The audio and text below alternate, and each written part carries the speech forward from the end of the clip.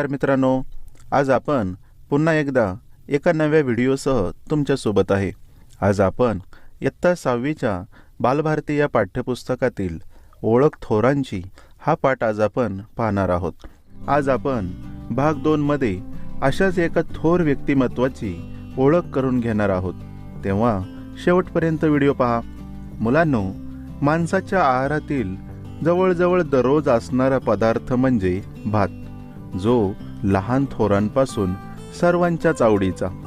हा भात आपण तांदूळ शिजवून बनवत असतो, पण मुलांनो, तुम्हाला हे माहिती आहे का, या तांदळाच्या अनेक जाती असतात। जातींची नावं आपण पाहूच, पण तुम्ही तांदळाचे आकार तर नक्की पाहिले असतील। बघा, काही तांदूळ बारीक आकाराचे असतात, तर काही तांदूळ मध्यम आकाराचे असतात। काही तांदळांचे दाणे हे आकाराने लांब असतात। काही तांदळांना खूप सुंदर असा वास असतो। याच तांदळांच्या वेगवेगळ्या जाती असतात। तांदळांचे वेगवेगळे वाण असतात। जसे तुम्हाला परिचित असणाऱ्या तांदळांमध्ये बासमती तांदूळ, इंद्रायणी, आंबेमोहोर, कोलम यासारख्या जाती तुम्हाला परिचित असतील। यापेक्षाही अनेक जाती आपल्याला पाहायला मिळतात। याच तांदळांच्या जातींमध्ये एक जात आहे, ती म्हणजे एचएमटी। हे नाव तुम्हाला वेगळं वाटलं असेल, पण त्या मागची कहाणी सुद्धा तशीच आहे। ही तांदळाची नवी जात शोधून काढली ती एका शेतकऱ्याने, आणि त्या शेतकऱ्याचं नाव आहे दादाजी रामजी खोब्रागडे। चंद्रपूर जिल्ह्यातील नागभीड तालुक्यातील नांदेड हे दादाजींचे गाव। दादाजींचे वडील रामजी हे फार काळजीपूर्वक शेती करायचे। शेतामध्ये धान्य पेरणीच्या अगोदर ते बियाणे निवडायचे, त्यातील खराब दाणे ते बाजूला काढायचे। ते पाहून दादाजींनी वडिलांना विचारले की तुम्ही असे का करता? तेव्हा त्यांचे वडील म्हणाले, जर चांगले बी शेतात पेरले तर त्याची उगवण सुद्धा चांगली होते। तेव्हापासून दादाजींना बियाणे निवडण्याची आणि त्यांचे निरीक्षण करण्याची सवय लागली। दादाजी मोठे झाल्यावर शेती करू लागले। जमीन काही फारशी नव्हती, अल्पभूधारक शेतकरी होते, तरी सुद्धा जेवढे होते त्यात ते वेगवेगळे प्रयोग करून पाहत असत। एकदा शेतामध्ये फिरत असताना त्यांच्या असे लक्षात आले की शेतामध्ये भाताला लागलेल्या ओंब्यांपैकी काही ठिकाणी लागलेल्या ओंब्या या जास्त गडद आणि पिवळ्या रंगाच्या आहेत। त्यांनी हे पाहून ठेवले आणि त्या ओंब्या परिपक्व झाल्यावर दादाजींनी त्या ओंब्या एका पिशवीमध्ये भरून ठेवल्या। या ओंब्या दुसऱ्या वर्षी शेतामध्ये मधोमध पेरल्या। या वर्षी सुद्धा त्यांनी निरीक्षण केल्यावर त्यांच्या असे लक्षात आले की शेतातील इतर ओंब्यांपेक्षा या भाताच्या ओंब्यांना जास्त दाणे लागल्याचे दिसले। असा प्रयोग ते अनेक वर्ष करून त्यांचे बियाणे वाढवले।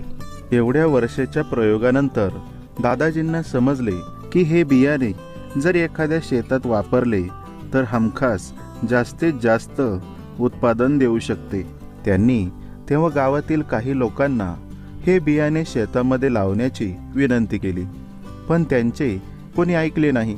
शेवटी लोक ऐकणार तरी कसे, ज्या लोकांना या तांदळाबद्दल माहीतच नव्हते, बियाणे म्हणून बाजारामध्ये ते उपलब्धच नव्हते, शिवाय शेतामध्ये वापरून ते जास्त उत्पादन देईल की नाही याची लोकांना खात्री नव्हती।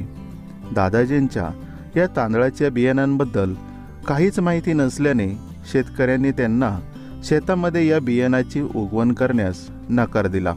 शेवटी भीमराव शिंदे नावाचे गृहस्थ या गोष्टीला तयार झाले, आणि मुलांनो, काय आश्चर्य, अवघ्या 4 एकरामध्ये 90 क्विंटल तांदळाचे उत्पादन झाले। आता तुमच्या माहितीसाठी आपण तांदळाचा हिशोब करूया। बघा, 1 क्विंटल तांदूळ म्हणजे 100 किलो, असे 90 क्विंटल तांदूळ म्हणजे 9000 किलो। असे एका पोत्यामध्ये 100 किलो तांदूळ बसतो। बघा, पोते आणि गोण्या यामध्ये फरक आहे, हे लक्षात घ्या। अशी 100 किलो बसणारे एक पोते, अशी 90 पोती तांदूळाचे अवघ्या 4 एकरामध्ये उत्पन्न निघाले। 90 पोत्यांवरून तुम्हाला आता अंदाज येऊ शकतो. आता पुढची गंमत बघा. जेव्हा हा तांदूळ तळोदे बाळापूरच्या बाजारामध्ये जेव्हा विक्रीला नेला तेव्हा खरेदीसाठी व्यापाऱ्यांच्या अक्षरशः उड्या पडल्या. कारण या तांदळाची जात त्यांनी कधी पाहिलीच नव्हती, ना बाजारात याआधी कुठे उपलब्ध होती. तेव्हा दादाजींना या तांदळाच्या नावाबद्दल विचारण्यात आले. आता नवीनच तांदळाची जात विकसित झाली असल्याने तिला काय नाव द्यावे असा प्रश्न पडला. तेव्हा त्यांनी त्यावेळी प्रसिद्ध असलेल्या एचएमटी कंपनीच्या एचएमटी सोना घड्याळावरून एचएमटी कंपनीचे नाव या तांदळाच्या जातीला दिले. तेव्हापासून या तांदळाला एचएमटी असे नाव पडले आणि दादाजी खोब्रागडे यांना सुद्धा एचएमटीचे निर्माते म्हणून ओळख मिळाली होती. ही होती एचएमटी तांदळाची गोष्ट. दादाजी हे अल्पभूधारक शेतकरी होते.